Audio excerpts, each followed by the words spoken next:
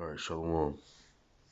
I want to start off by giving all praises to Yahweh Bashem Yahushai, Bashem Rachak double honors to the apostles and elders of GMS who rule well, and also honor and salutations to those of you who are the hopeful elect and are out there teaching the word in sincerity and truth. All right, so I wanted to do this show really quick on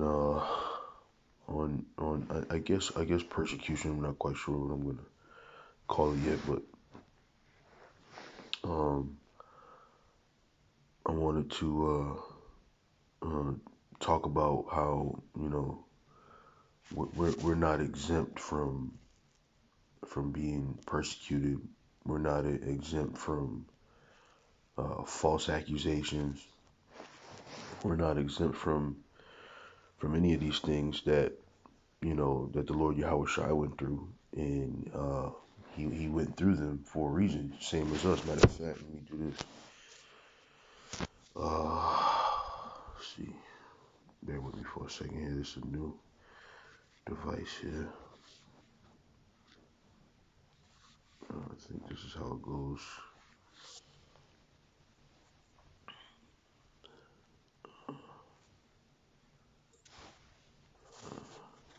Made.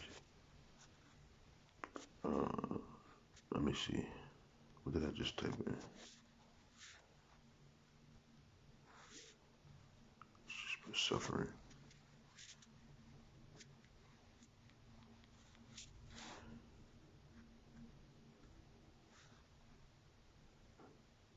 I think this is how. I can't remember how it goes. If I can't find it, I'll just quote it.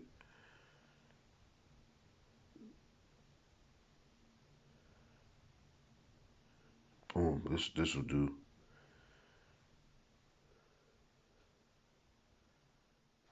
This will do right here. Let me see. Let me go in here because I think this is the.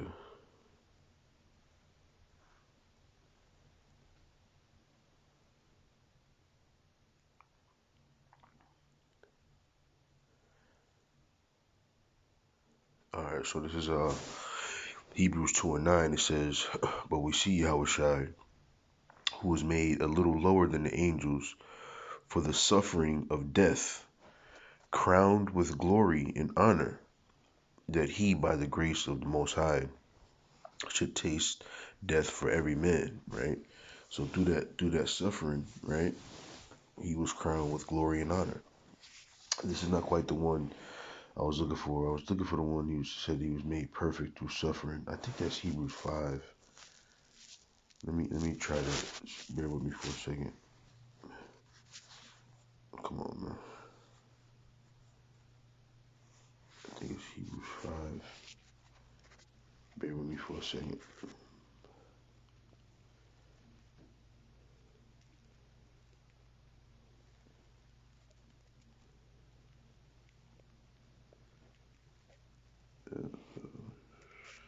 Bear with me for a minute. If this isn't, yeah, yep. This is Hebrews 5:8. It says, "Though he were his son, yet learned he obedience by the things which he suffered." Right, and that's what we're doing, right? I always talk about how we're having the laws written in our inward parts starting now, through the things that we're suffering, the things that we're going through, right? It says, "And being made perfect, he became the author of eternal salvation unto them that obey him." Man, so he was made perfect through the things that he suffered, through the things that he went through, and we're looking to have that same perfection. Matter of fact, let me go here next. What's that? Romans. Come on, phone. Romans 8,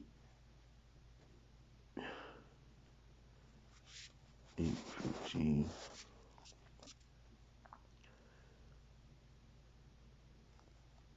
This is a good one to start with. This is Salakia. I got my nose running here, so bear with me. I'm sorry. This is Romans 8 and 15. It says, "For ye have not received the spirit of bondage again to fear, but ye have received the spirit of adoption, whereby we cry, Abba, Father." Right.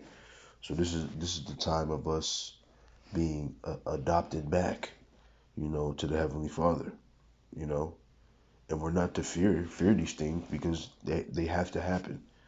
You can't say you want the kingdom of heaven without you know being willing to go through the pain and the suffering to get to the kingdom of heaven, right? Verse 16, it says, "The Spirit itself beareth witness with our spirit that we are the children of the Most High, and if children, then heirs, heirs of the Most High, and joint heirs with Hamashiach, if so be that we suffer with him, that we may be also glorified together." You see? So, glory, again, because just like it said in Hebrews, the second chapter, glory and suffering go hand in hand. Okay?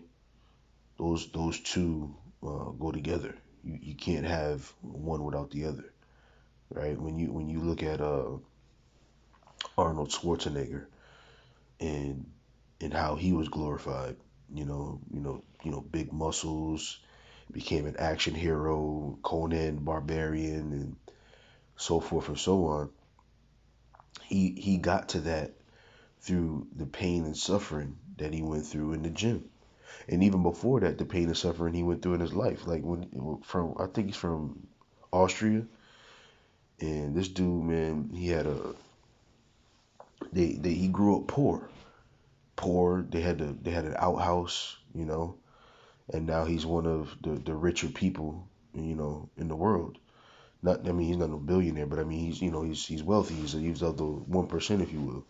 But he got to that through the pain and suffering of putting his body through these strenuous activities so he can be the best looking on stage, man. Pain and suffering go hand in hand, and we are not to think that we're exempt from that pain and suffering. Okay, as a matter of fact,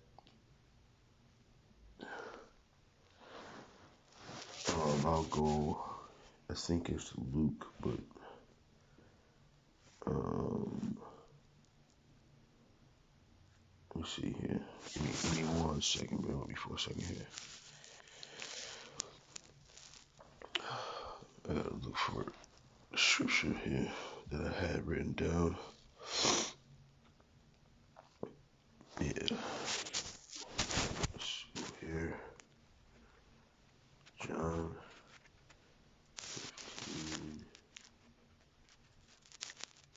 20. This is John 15 and 20. It says, "Remember the word that I said unto you, the servant is not greater than his Lord. If they have persecuted me, they will also persecute you. If they have kept my saying, they will keep yours also." Right? So they persecuted the Lord. So how could we think that we're exempt from that same persecution? We're not, right? So when you go to have, you see this video with Vocab alone, 5 things to know about the Hebrew Israelites or whatever. So what? You know, let them do it, because like I keep saying, when I'm in my thoughts, it doesn't matter what we say. It doesn't matter what camp you're from, right? You could be from ICGJC, you could be from AOC, you could be from GOC, you can be from GMS, you can be from IUIC, HOI. It don't matter what camp you're from, what doctrine you teach. The fact that you say you're an Israelite puts you in danger, man. It puts you in danger, because that's what they tried to keep us away from all this time, was from knowing that we're Israelites. Why? Because that's our power, right? I forget the Moabite's name, the Ammonite, I think it was, name in the book of, I want to say Judith, um, when he, when the king called him to ask and inquire about who those people were, and why they had the audacity to prepare themselves against the king. And he told him, he said, look, when they're in good with their power, when they're keeping the law, statutes, and commandments, there's nothing you can do against them. And the same thing happened with Haman, right? When Haman's wife told him, he told him straight up, if this Mordecai be of the Jews, then there's nothing you can do against him. Because when we are good with our power, no one can gainsay against us. No one can take us down because that's our power. We are the apple of his eye, right? We are his favorite son, if you will. Okay, and there's nothing that you can do to take us down. So their whole determination has been to keep us away from knowing who we are. So if you're calling yourself an Israelite, that's what brings you the danger. Not what you say and what doctrine you teach. The danger comes from you knowing who you are and you getting back in good with your power. Because check this out, right? When you go to the book of Revelations, when you read the first few chapters was the Lord Yahweh telling each of these churches what he liked about them and what he didn't like about them, right? And why would we think we're any different, right? So it wasn't about the doctrine because the Lord came to all seven of those churches, right? It wasn't about the doctrine that they were teaching. It was about believing in the Lord Yahweh Shai. See, so it's for those of you who think you're gonna, when Esau come raining down, it wasn't me, it was GMS. Y'all gonna be for a rude awakening, man. Y'all are gonna be in for a rude awakening. We all got to go through this suffering if we plan to have the kingdom of heaven. That's just the way it was written, and that's the way it has to go. All right. So let me go to this one more scripture, and then I'll get into the examples. Come on, this autocorrect thing is killing me here. Uh,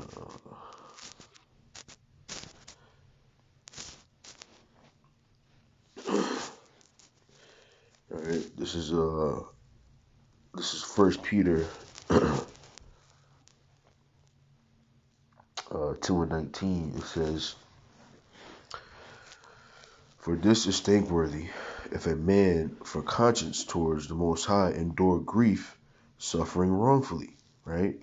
So when you get, this guy, Vocab Malone, Vocab Malone, who is he? But when you get him, working on you know, his final piece for, the persecution of the nation of Israel, right? Or whatever.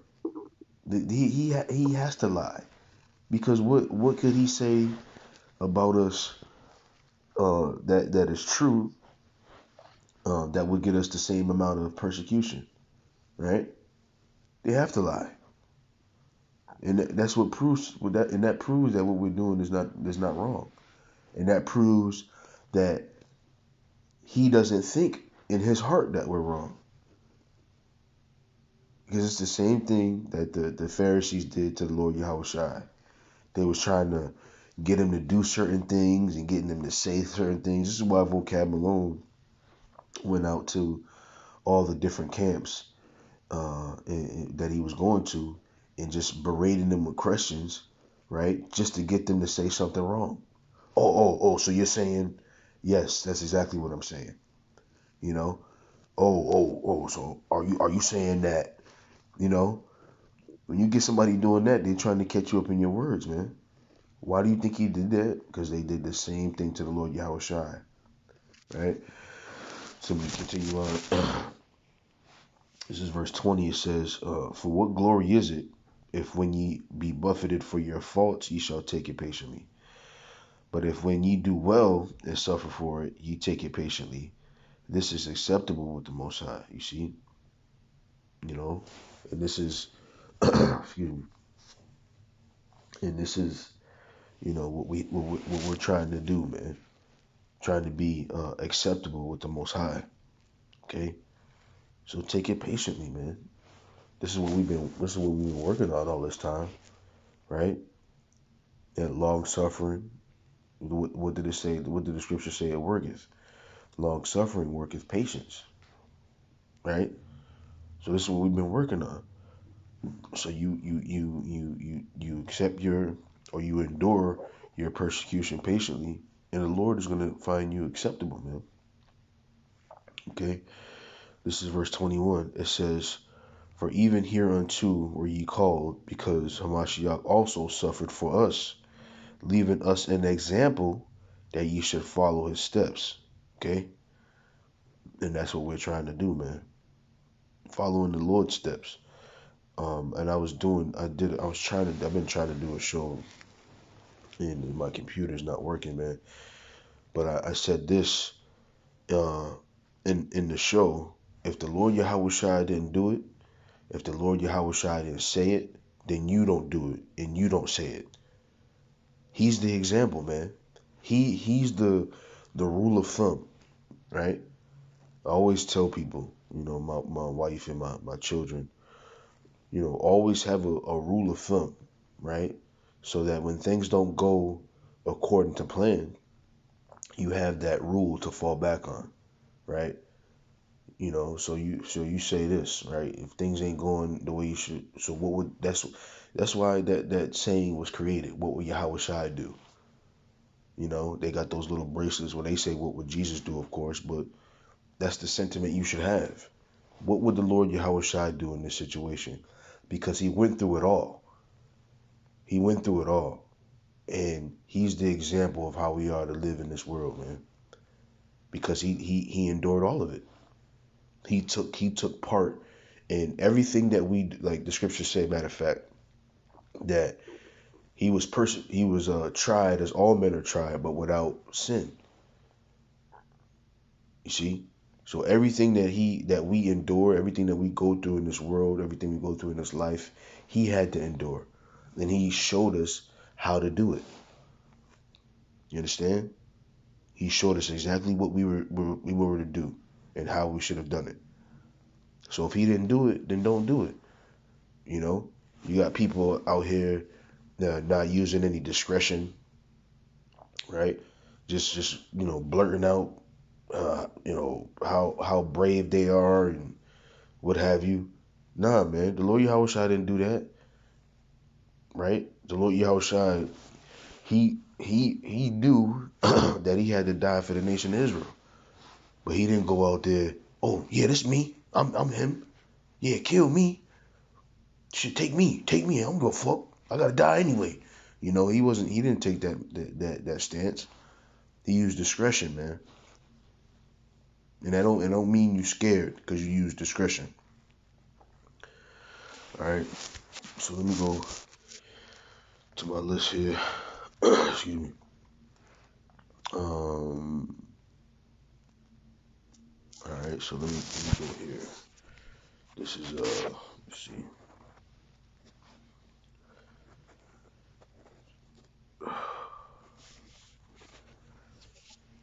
Okay, this is Matthew 12:10. It says let's see.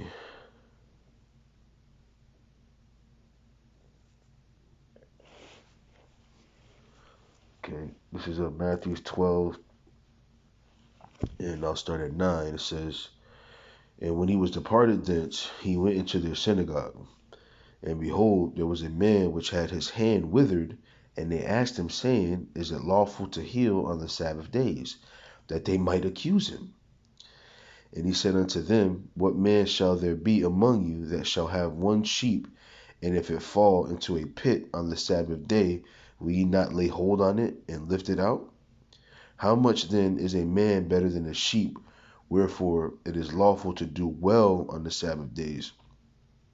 So as you can see, right, they were setting him up to accuse him, right? Oh, see this man. They was trying to find every little thing that they could find on him, you know, to persecute him, man.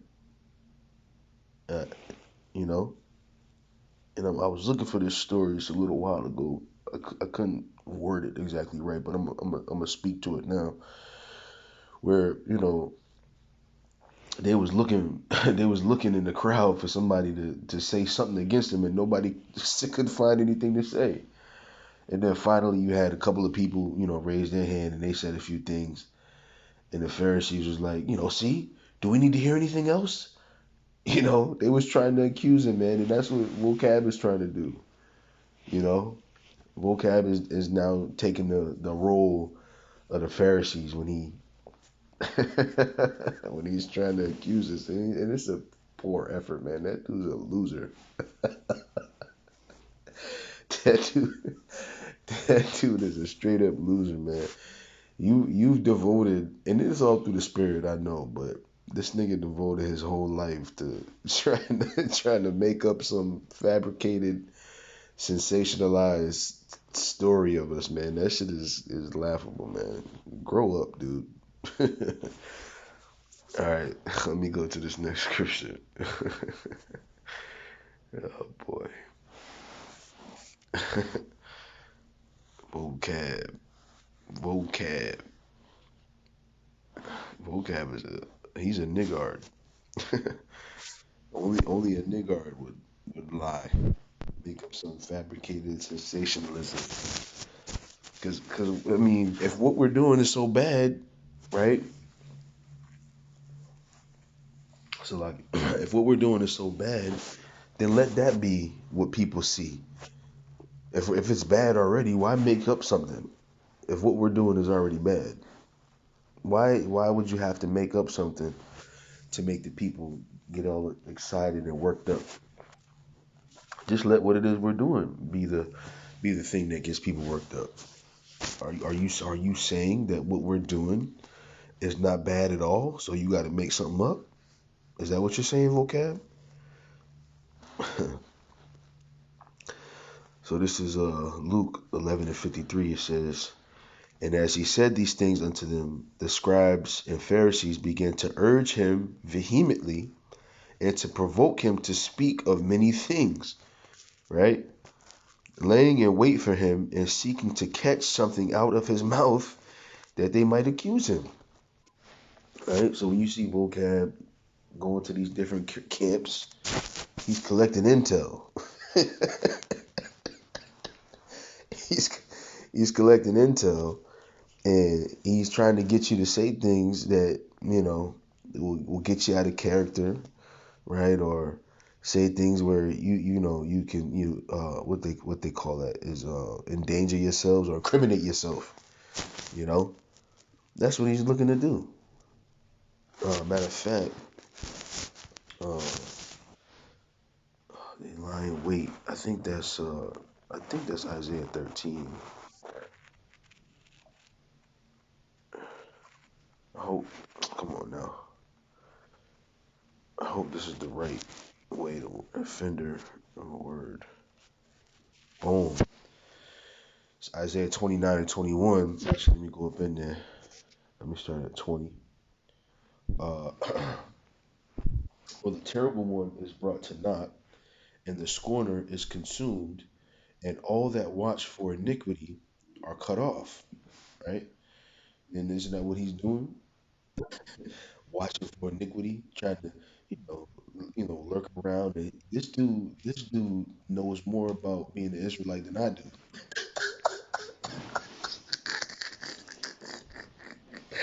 This nigga, this nigga know more about being an Israelite than me, man.